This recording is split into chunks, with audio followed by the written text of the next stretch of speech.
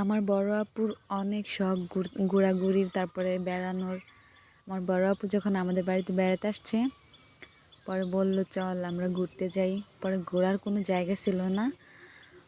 পরে জানতে পারলাম যে গোসাইরহাট একটা মেলা হইতেছে, আর বাচ্চারাও অনেক খুশি আমার বোনের যে তারা যাবে মেলায়। পরে তাদেরকে নিয়ে গেলাম মেলাতে গোসাইরহাট। অবশ্য কোনো দোকান টোকান তেমন উঠে নাই, মানে কসমেটিক্সের অল্প কয়েকটা দোকান, আর বেশিরভাগ হচ্ছে ওই যে রাইডগুলা। এজন্য পোলাপান বেশি খুশি। আর আমরা একটু মানে তাড়াতাড়ি চলে গেছিলাম, যেহেতু বাচ্চা নিয়ে যাব তাড়াতাড়ি আসার জন্য। আমরা 3 বোন আর আমাদের বোনের মেয়েরা, ছেলে মেয়েরা আর আমার ছোটো ভাই, আমরা গেছিলাম সবাই।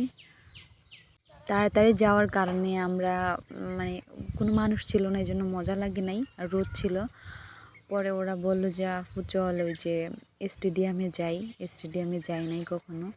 পরে আমরা ওইখানেও গেছি, আর বাচ্চারা তো ওইখানে গিয়ে অনেক দৌড়াদৌড়ি করতেছিল, অনেক রোদ ছিল, তারপরেও তারা অনেক খুশি। তারপরে ওইখানে কিছুক্ষণ সময় কাটায়া ছবি তুলছি কিছু।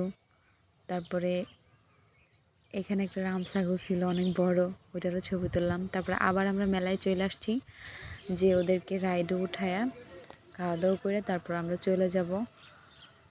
তখন রাইড চালু হয় না, এই জন্য আমরা একটু গেছিলাম।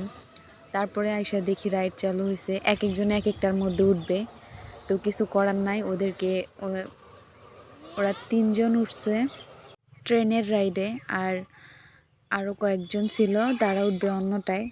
এই জন্য ওদেরকে আগে রাইডে চড়াইয়া তারপরে আমরা অন্য জায়গা থেকে আবার টিকিট কিনতে গেছি। ওইখানে ওই যে নৌকার ওইটার মধ্যে উঠছিল আমার বোনের ছেলে, আর এখানে আমার বোনের 2 মেয়ে আর আমার ছোটো ভাই উঠছে।